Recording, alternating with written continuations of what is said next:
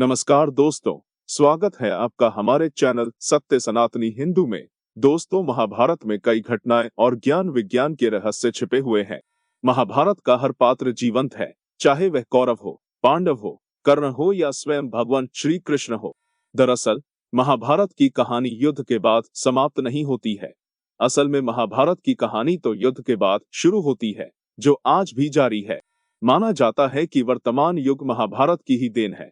दोस्तों, आज हम इस वीडियो में बताएंगे महाभारत से जुड़ी घटनाओं से जुड़े कुछ ऐतिहासिक स्थलों के बारे में, जिनके बारे में कहा जाता है कि यहाँ आज भी इन घटनाओं के साक्ष्य मौजूद हैं।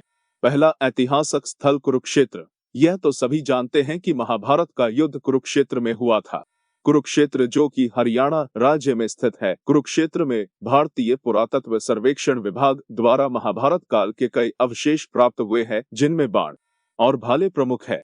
कुरुक्षेत्र की भूमि पर कई महान योद्धा वीरगति को प्राप्त हुए थे। कुरुक्षेत्र ही वह स्थान है जहां पर भगवान श्री कृष्ण ने अर्जुन का मुख भंग करने के लिए उसे गीता का ज्ञान दिया था। कुरुक्षेत्र में प्राचीन कुआं आज भी देखा जा सकता है।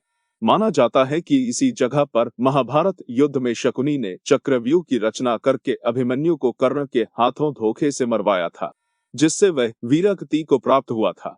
दूसरा ऐतिहासिक स्थल लक्षागृह व सुरंग। शकुनी की नीति के तहत दुर्योधन ने पांडवों के रुकने के लिए एक ऐसा महल बनवाया था जो लाख से बना थे, जिसे बाद में लाक्षागृह कहा गया। यह लाख तेजी से अग्नि पकड़ता है। दुर्योधन ने पांडवों को मारने की साजिश रची थी।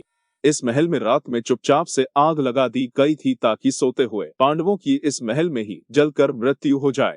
किंतु पांडवों के जासूसों ने उन्हें इस योजना की सूचना दे दी और वे रात को ही एक गुप्त सुरंग से निकल भागे। ये सुरंग आज भी है, जो गाजियाबाद में हिंडन नदी के किनारे पर खुलती है। लाख से बने महल के अवशेष आज भी बरनावा में पाए जाते हैं। यह बरनावा या वारणावत नामक स्थान मेरठ जिले में स्थित है। मेरठ से 35 और सरधना से 7 किलोमीटर दूर बागपत जिले में स्थित एक तहसील का नाम वारणावत है। यहाँ महाभारत कालीन लाक्षागृह चिन्हित है। इसके अवशेष आज भी यहाँ एक टीले के रूप में मौजूद हैं। लाक्षागृह से निकलने पर भटकते हुए पांडव वर्तमान नागालैंड में पहुंच गए थे। वहां पर राक्षसी हिडिंबा संग भीम का विवाह हुआ था। तत्पश्चात उनका घटोत्कच नामक पुत्र हुआ, जो कि भीम के समान ही बलशाली था। भीम अपने पुत्र के साथ जिन गोटियों से शतरंज खेला करते थे, वह आज भी नागालैंड के दिमापुर में देखी जा सकती हैं। तीसरा ऐतिहासिक घटना स्थल गंधमार्दन पर्वत। सभी को यह घटना तो मालूम ही होगी कि बलशाली भीम हनुमान जी की पूंछ नहीं उठा पाए थे। कुछ विद्वान मानते हैं कि यह घटना गंधमार्दन पर्वत पर घटी थी।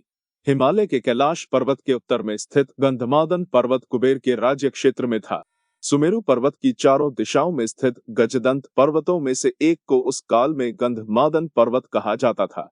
आज यह क्षेत्र तिब्बत के इलाके में है। हालांकि कुछ विद्वानों के अनुसार मन जाता है कि उत्तराखंड में जोश ई मठा से लगभग 25 किलोमीटर दूर हनुमान चट्टी है। यहाँ भीम और हनुमान जी की भेंट हुई थी और हनुमान जी ने भीम को महाभारत युद्ध में विजयी होने का आशीष दिया था। चौथा ऐतिहासिक स्थल खाटू श्याम मंदिर सीकर।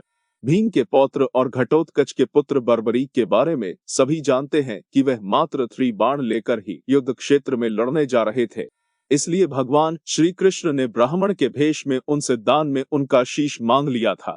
दान के पश्चात श्री कृष्ण ने बर्बरीक को कलयुग में स्वयं के नाम से पूजित होने का वर दिया।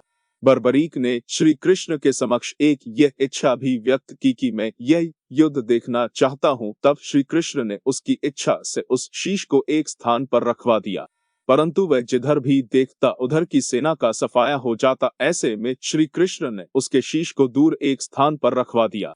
आज उस स्थान को खाटू श्याम का स्थान कहा जाता है। श्री कृष्ण के वरदान स्वरूप ही उनकी पूजा श्याम रूप में की जाती है। राजस्थान के सीकर जिले में स्थित है परमधाम खाटू का श्याम मंदिर बहुत ही प्राचीन है। इतिहासकार पंडित झाबरमल शर्मा के मुताबिक सन 1678 में औरंगजेब की सेना ने इस मंदिर को नष्ट भी कर दिया था। मंदिर की रक्षा के लिए उस समय अनेक राजपूतों ने अपना प्राणोत्सर्ग किया था। पांचवा ऐतिहासिक स्थल भगवान श्री कृष्ण का जन्म स्थल। उत्तर प्रदेश में स्थित मथुरा नगरी भगवान श्री कृष्ण की जन्मस्थली होने के कारण यह महाभारत की घटनाओं का प्रमुख केंद्र रहा है। महाभारत काल में इस नगरी पर जरासंध ने कई आक्रमण किए थे। जिस स्थान पर कंस रहता था उस स्थान को कंस के किले के नाम से जाना जाता है। कंस के आतंक को रोकने के लिए विष्णु भगवान को श्री कृष्ण अवतार लेना था। कंस उनके इस अवतार को रोकने और अवतार उपरांत उन्हें मारने का षड्यंत्र इसी किले में रचता था। यह किला मथुरा में आज भी है।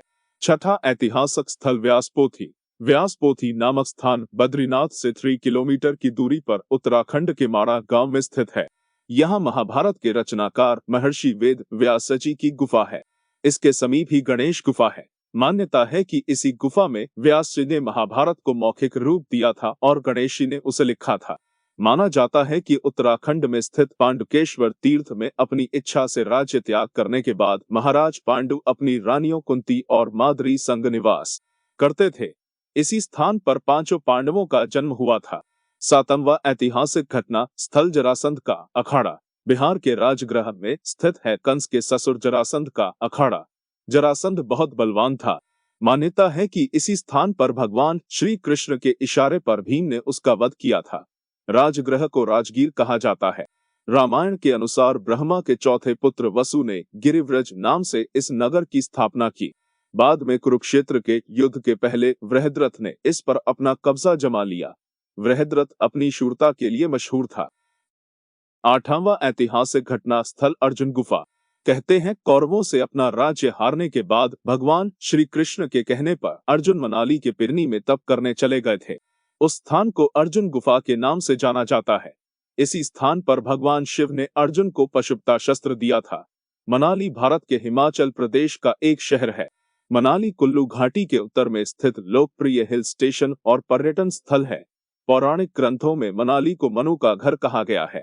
कहा जाता है कि जब सारा संसार प्रलय में डूब गया था तो एकमात्र मनु ही जीवित बचे थे। मनाली में आकर ही उन्होंने मनुष्य की पुनर्रचना की। इसलिए मनाली को हिंदुओं का पवित्र तीर्थ स्थल भी माना जाता है। इसके अलावा मनाली में हिंदू गाथाओं से जुड़े और भी कई प्राचीन स्थल है। 9वां ऐतिहासिक स्थल द्वारिका नगरी। कहते हैं कि महाभारत युद्ध के पश्चात द्वारिका पर अनजान शक्तियों ने हमला किया था, जिसके चलते वह नष्ट हो गई थी और कालांतर में यह समुद्र में डूब गई थी। द्वारिका उस काल में महाभारत काल का प्रमुख केंद्र हुआ करता था, जो कई प्राचीन और ऐतिहासिक घटनाओं का केंद्र था।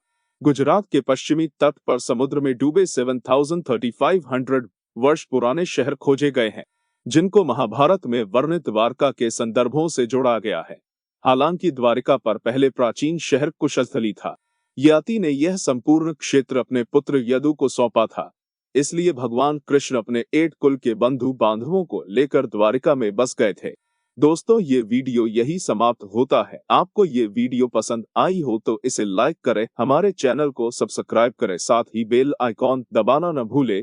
धन्यवाद।